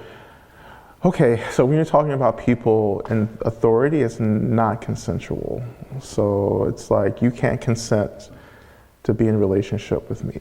It's not possible when we talk about consent, because there's a power in difference. And so you're actually unconsciously giving up a lot of agency and power, and you actually aren't aware of that. You know, so you You can't offer consent when you don't have a fuller picture of the choice that you're making. So that's always going to be unconsensual. As long as you're in a relationship with a teacher or a boss or someone with more authority and power than you within a system, you can't give consent. A fellow person, that's another thing, right? You know, a fellow Sangha member, yeah, you can enter into consensual relationships. I can enter into consensual relationships with other teachers or people who aren't my students or who, you know, see me, that's fine. But if you're my student, that's impossible to do. So that's already wrong. Now there are ways that you can like work with that, of course. You know, there's transparency strategies that many Sanghas employ. Like if you find yourself having feelings, if it's mutual, then you have to give up the positions that you're holding for a bit to explore that within the context of a support group within the Sangha. You know, so it can happen, and it has happened. That's actually has happened. There are couples in Sanghas that started as a student-teacher relationship, and because it was skillfully done, that relationship was able to be supported to be a romantic, consensual relationship. It just didn't like happen. It wasn't kept secret. That's what I'm saying. It's just not secret. So what are good ways of working with anger about old events such as this that happened quite some time ago?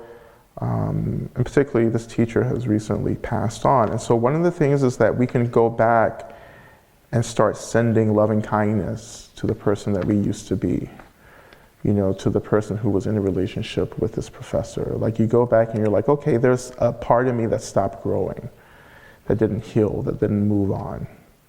So I want to go back and offer that person who I used to be a lot of support right now. And that's how we take care of ourselves. You know, and you forgive yourself. You go through the process of forgiving yourself and say, you know what, I was a different person. I was younger, I was immature, whatever it may be, you know. And maybe there were some good things about the relationship, I don't know.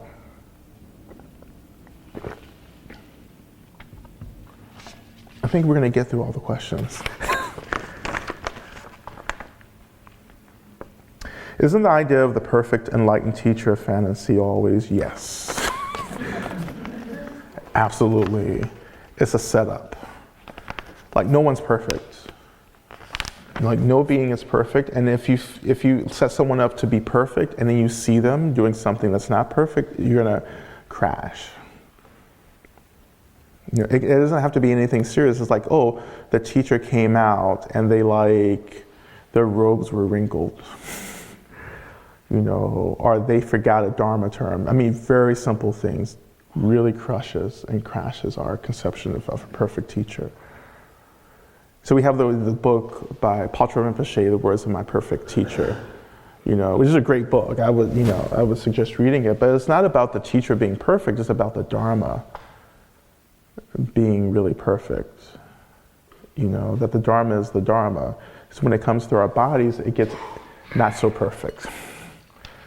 So like when we have situations with the teacher, I'm sorry, the anger, I'll get back to the anger in a second, but so when we have situations with the teacher, we have to enter into these relationships understanding that the teacher is human. They're going to make mistakes. You know, that's incredibly important to understand. And I think like one of the things, as I think about it, one of the things that we can do to support our teachers is by actually having these conversations with them. Like these questions that you're asking me, like, you know, like you should have these with some of your teachers. You can just say, you know, how are you taking care of yourself? What does that look like? Who are your friends? I mean, you can ask that, like it's just a way that you check in. Particularly colleagues, so teachers should be doing this with other teachers as well. This is what I do with my cohort of friends, not just in my tradition, across traditions. So with my Zen priest friends, with my insight teacher friends, you know, as well as with other Vajrayana teachers and lamas, we have these check-ins with one another.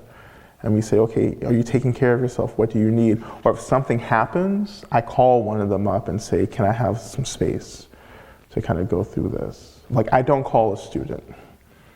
You know, I don't necessarily go to my Sangha. I call a colleague, and we enter into intentional relationships like that with one another across traditions, because people outside of my tradition can have a different perspective about what's happening. So this person agrees that anger has a value and has brought them clarity about what they need, but they feel that hatred of the person who abused them is only causing them more harm. Yes. So, and yet, this person doesn't know how to let go of hate. So hate is this really intense aversion, and it comes back to yourself. So it's like actually turning attention away from the hurt that this person has caused you and look at how the hurt landed for you. And then taking care of that. The hate is aversion. The anger is pointing us to the hurt. You know, and the hate is just this really fundamental, solid place we find ourselves in where we don't want to move and change. So it's like, I'm just going to block this off. I'm going to block this person off, and that's cool. I'm going to be cool with that. And in hate, we take people's humanity away so the person becomes an object. And that objectification actually makes it much easier for that person to be a site of violence for us. You know, and lust is the same thing. You know, this is like, yeah, lust is a kind of attachment, and you do the same thing. You erase a person's agency and their humanity and just make them a tool that you use to get something from them. So turning back to our own experiences of hurt and doing and offering compassion, love, and kindness practice for ourselves. Tara is a really wonderful practice. I do Tara all the time. I usually have a habit of doing Tara at any Shambhala center that I go into. Didn't quite happen tonight. But Tara is really important. And once again, like Tara should be somewhere. I have to like make this statement at every Shambhala I go to, like, where's the Tara? Because when the divine feminine is absent from a space, then really the space is more susceptible to violence and patriarchy coming in. So the feminine has to be centered in every tradition. You know, but even not in the same way as Kuan Yin, or who is that? Yes, okay. So when the practices from the divine feminine, and I'm even talking about Che from Machik Labdran, you know, like even in Tara, the Guru Yogas around Yeshe Sogal, the Guru Yogas around Sukha City, like female deities, female great saints like that, then like that actually changes the energy in the space. But when the feminine is absent, then it kind of gets weird. But within Tibetan traditions, the feminine is actually not allowed to be a full feminine expression. It's just a tool that men use to get enlightened. You know, as patriarchy uses female bodies to get something done, the same thing happens in tantric Tibetan traditions.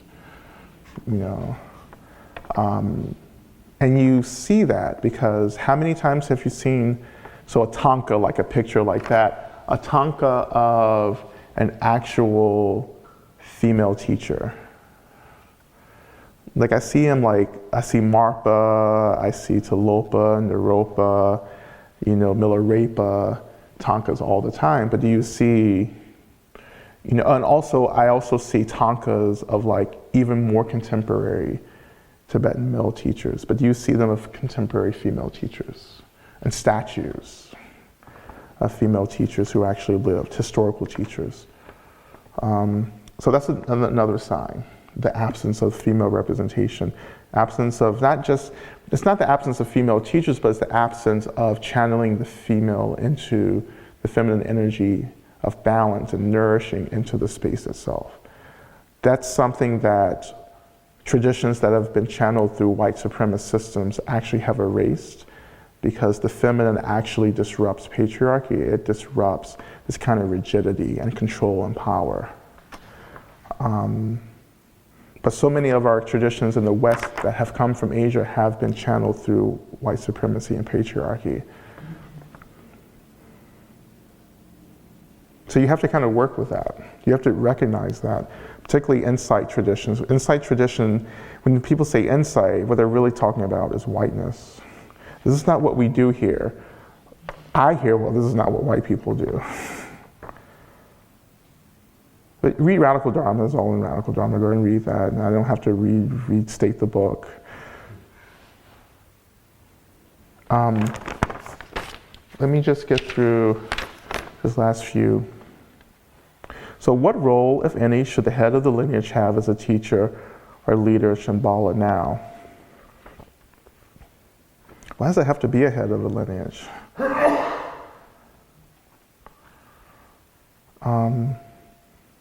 What about shared leadership? How can you get radical with this? It's always saying there has to be someone at the top. Disrupt that. You know, even out the power. Have more accountability structures.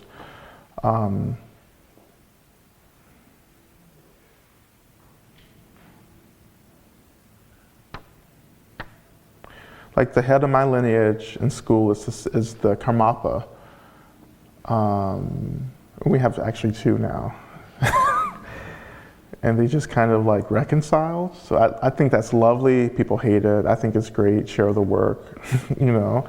But the Karmapa that I kind of grew up with in my lineage is hiding out in the States, which is like really interesting. And so many people are really upset. I'm like, no, he's just being human. Like he's just being like a human young person. You know, I'm like only 3 years older than he is, maybe 3 or 4 years older, but the way that he's leading me is by being himself. So he's not teaching, he's hanging out, he's going to restaurants in New York. You know, he's a billionaire, he can do what he wants, right? You know? So I just asked myself, what do I really need? Like, what do I need from my leaders that they haven't already given me? Why do I always have to look to someone? Why can't I look around me and my Sangha, look at the incredible spiritual leadership that's happening, because it's happening in Shambhala. I see it. Like, it's incredible, but these people don't have voices. You know, incredible healing work is being done, but no one's paying attention to these members of the Sangha.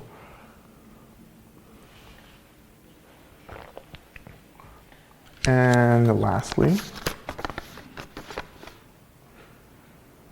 is it better to have teachers than gurus? God, get rid of this idea of a guru. It's like, it's gonna get you into trouble. You know, if you're coming from, for those of us who were raised in Western countries, right, we're not ready for gurus. America isn't ready for a guru. Like, we haven't done the work yet in spiritual communities to hold the space for a guru. We can have teachers, though. Teachers are great, you know, but as long as we let the teachers be human, you know, as long as we create communities that hold each other accountable, I think teachers are wonderful. But you look at yourself and you ask yourself, why do I need a guru? You know, as Tina Turner saying, you know, in the 80s, we don't need another hero. We just need to find our way home. I love that song, man. That's where the world is heading, to a dystopian future. But yeah, like, what do I want? I just want to go home, right? Like, what is home? Where do you feel home? Who's going to get me there? That's really it. Like, you want to get enlightened? Fine. Who's going to get you there? You want to be happier? Fine. Who's going to get you there? You know, you want to feel valued and heard and, you know, and seen, yeah, who's going to do that for you? You know?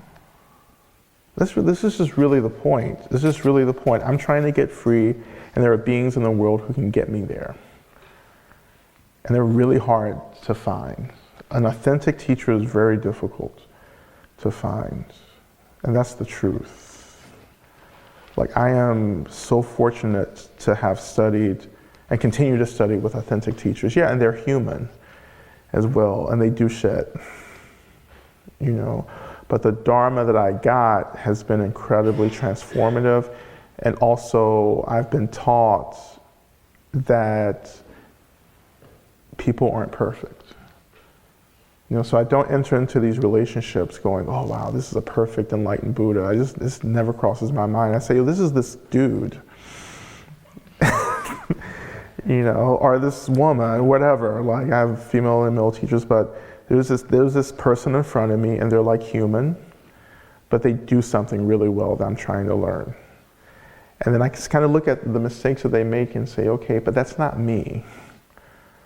Like, this is a different person. Of course, yeah, that person's going to do certain things, but I don't have to do that. Like, because my teacher didn't live up to this idea of being perfect, I have to recognize that that's a trap to begin with, that I can actually set different boundaries for myself.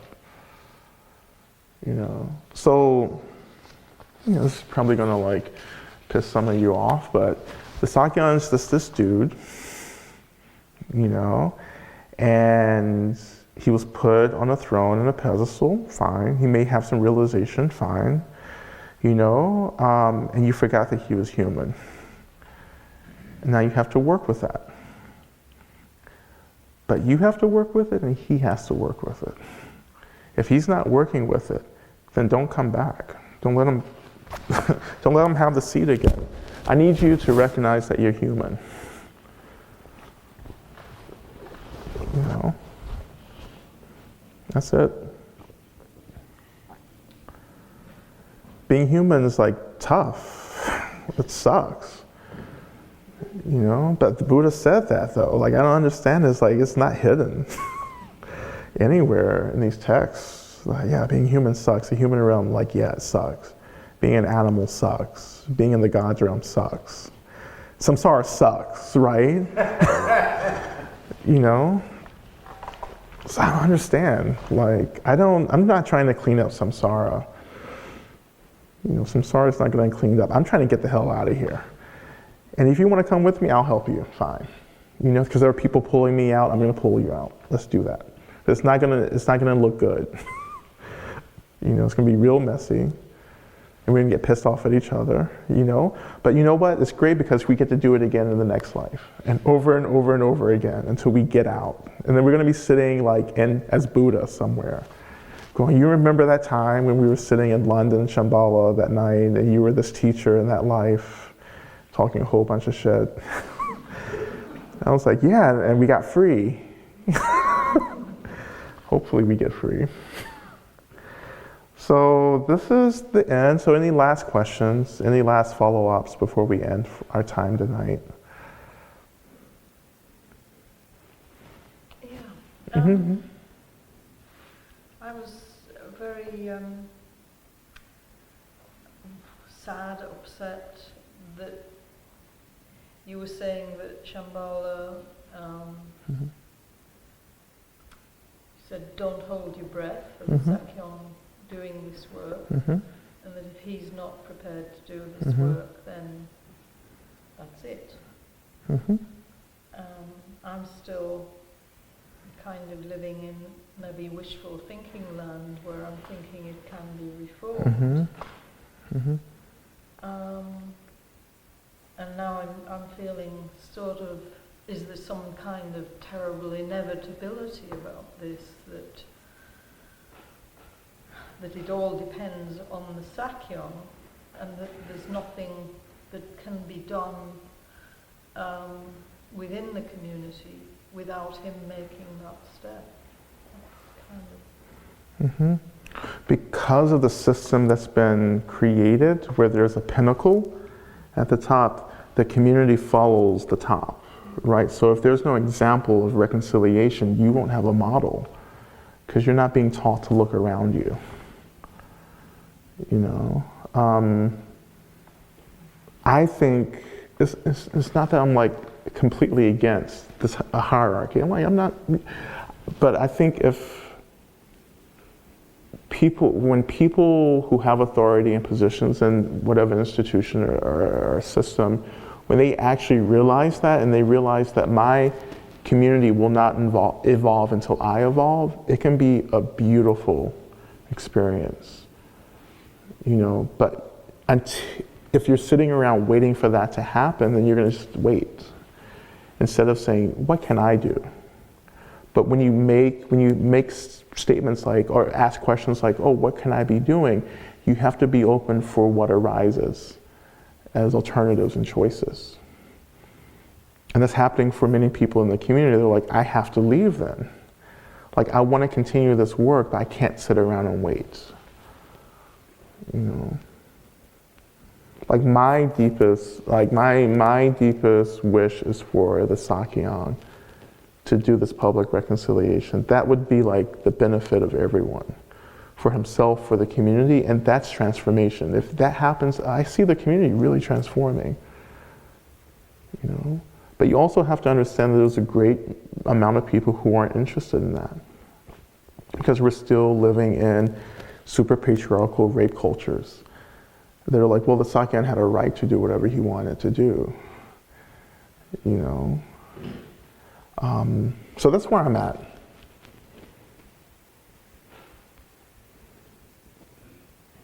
But we started out with an ancestor, Trungpa Rinpoche, who didn't have the same boundaries as anybody else, and was kind of a genius. And do we have to, I mean, I'm in the process of reevaluating my relationship with him. Yeah. And it's really painful. Yeah. But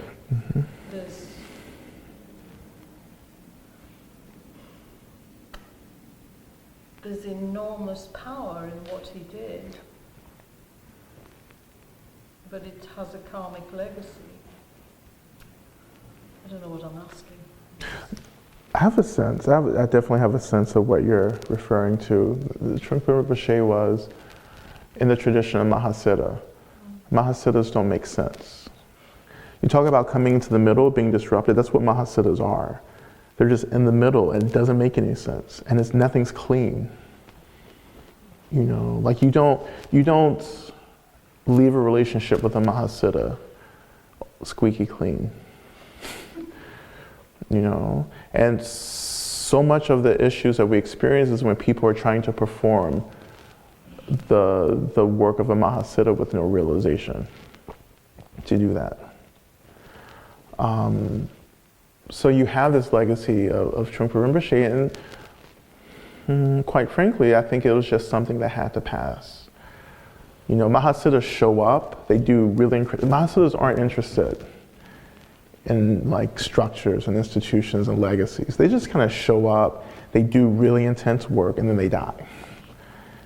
You know? In the same way I think about Jesus, too. Like Jesus showed up, he was this really complex individual, but he wasn't really interested in like institutions, like establishing Christianity. We did that. You know? And I wonder what's lost when we try to cement or fundamentalize the teachings of really radical, extremist spiritual teachers. What happens? You know, what happens when we try to replicate things that we actually didn't know or understand to begin with? We were just receiving the transformation. We don't actually know how to do the transformation. You know, this is the same thing happened with the regent. The regent tried to do the same thing, and look what happened there. So you have a history of this. At some point, you have to be like, well, maybe we're doing something wrong. That's samsara, though. Samsara is like you just keep making the same choice. You're like, oh, yeah, maybe something will work out. You know, so you're practicing samsara right now. You know, but to intervene and to disrupt that, you say, okay, but what can really transform this community? What can we really do? Who should take responsibility to do that? Maybe we should stop trying to be really like intense and like red hot like Trungpa was, and just try to be ourselves. Maybe that's what enlightened society is. Just like, let's just be ourselves and let go of like this need to like have these values. You know, just like, can we just value being human and then just doing really basic practice to get us there? You know, but I didn't know Trungpa. Like you knew Trungpa. You know, so I'm just like, I'm coming at, you know, on the other end of this. So I didn't know that, but I have studied with enlightened beings. I understand that their activity is really confusing, but it saved my life. But that was medicine for me. Like my teacher, my root teacher, Norla Rinpoche, worked with me in a very specific way that he didn't work with in the same way with others. You know, so if I try to do what he did with me, with the rest of my students, without changing it, without adapting it to meet the needs of other people around me, then I'm just going to be doing something really violent. You know, so to be a teacher means that we adapt. Every student, every person is different. Every student gets a different kind of dharma. In the same way the Buddha taught, in the same way we have to teach now. So instead of saying, okay, this is what Trungpa did, maybe we should say, but I wonder what this person needs. You know, maybe this person doesn't need a level or a training. Maybe they just need to like do something really basic, and that's their dharma practice. Like, why do they have to go somewhere? Why do they have to move up a ladder? You know, that's Tibetan culture. That's Tibetan religiosity, we could say. That's that, let's do a whole bunch of stuff. And that sometimes doesn't fit well with how we've been raised in our culture. Because we like to consume and like to pile on everything. And sometimes I tell people, I'm like, you need to dumb it down. You know, you don't need to go off and visualize this deity right now. You need to go and watch your breath. You need to go and do grounding meditation. You need to do something really basic like loving kindness. You know, shamatha, because you like, that practice isn't for you. You know, Vajrayana isn't for everyone. It's not meant for everyone. Tantra isn't meant for everyone to have access to. That's just not what the roots of Tantra meant that you were putting yourself in direct conflict with the world. And you were saying, I refuse to do this because this is dangerous. And they were fringe. They were just forced out of the community. That's why they had to practice in mountains and, you know, in the middle of nowhere, in charnel grounds, because they wouldn't be bothered. You know, in a cemetery or charnel ground, right? You know, that's Tantra. But what we have is like a lukewarm version of that. I'm not saying it's not beneficial, I'm just saying that, you know, we're giving up a lot. And we're risking taking on things that could be more harmful than not. So I want to end there. Because I have other things to do. I'm not like a 24-hour Dharma teacher. I just want to, as we close, I just want to like really just wish everyone a happy Diwali. You know, it's Diwali this week, and particularly today, the ceremony, Festival of Lights. And just to remember the light, no matter how dark it gets, there's still light that we have to cultivate. And we should be cultivating. So I offer the light back to you to remind you that you are a light. You are a lamp unto yourself. You're, you know, whatever light, analogy, metaphor that you want to think of, just say it to yourself right now. You are the light of the world. Trust that. Trust that you are the light of the world. And be the light. And so I just pray that we are all, that we dedicate whatever merit that we've accomplished tonight to the liberation of all beings.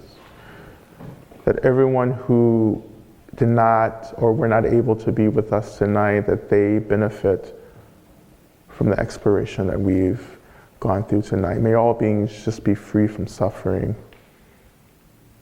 May all beings obtain enlightenment. And may I have everything that I need in order to not just benefit myself, but to benefit all beings, so that we all may obtain enlightenment as quickly as possible.